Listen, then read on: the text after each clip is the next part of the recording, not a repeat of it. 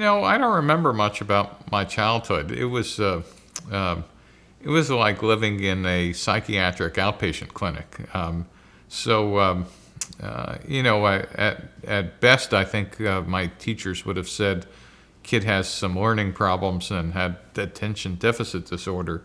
But I don't truly remember much because it was not a pleasant home life. I'm not sure what kind of nature versus nurture debate that solves, but it did, in hindsight, 50 years later, help me understand that actually some of the best CEOs come as survivors of dysfunctional families, because the ones that actually have survived living in chaos actually have been trained on how to operate in startup life, probably with the world's best training ground they could ever pick.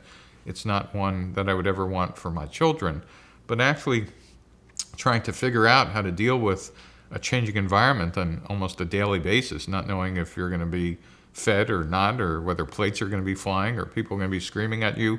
That's actually a typical day at a startup. And not all kids survive that. In fact, most kids don't.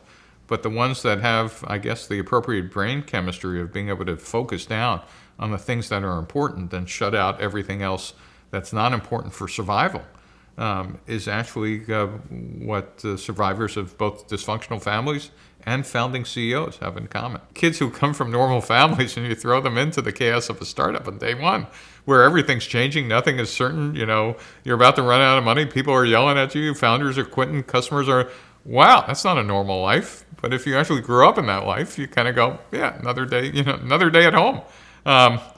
So I won't say this is more of nurture versus nature. I'm just saying I and others kind of have gone through that process. And surprisingly, when I started teaching, I started asking my students, how many of you come from dysfunctional families?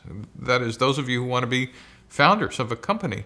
And you'd be stunned at the proportion who do. And it doesn't mean that's the only criteria, but what I remind them is those of you who do have for the first time in your life a competitive advantage in a domain that you might never have thought you had.